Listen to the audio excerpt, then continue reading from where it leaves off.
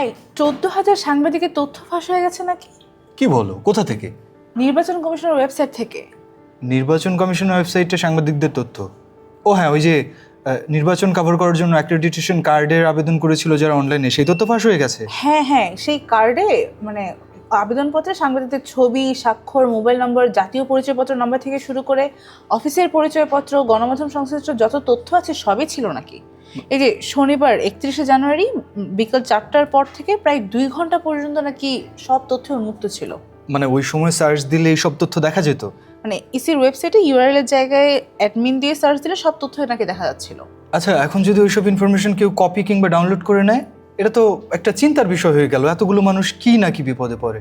সেটাই তো, মানে জানো তো এবারই প্রথম নির্বাচন কভার করার জন্য যে অ্যাক্রেডিটেশন কার্ডের দরকার সেটা নিতে সাংবাদিকদের অনলাইনে বাধ্যতামূলকভাবে আবেদন করতে হয়েছে। হ্যাঁ, আচ্ছা, গত বৃহস্পতিবার মানে 29শে জানুয়ারি ইসি তো সিদ্ধান্ত জানিয়েছিলেন যে ম্যানুয়ালি সাংবাদিকদের এই কার্ড দেওয়া হবে। হ্যাঁ, সাংবাদিকদের দাবি জানানোর পর এই সিদ্ধান্ত নেওয়া হয়েছে, কিন্তু যারা অলরেডি আবেদন করে ফেলেছে তারা তো বিপদে পড়ে গেল।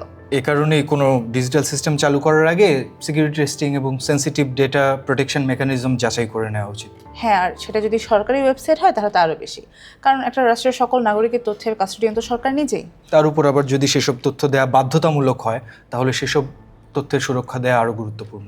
সেটাই।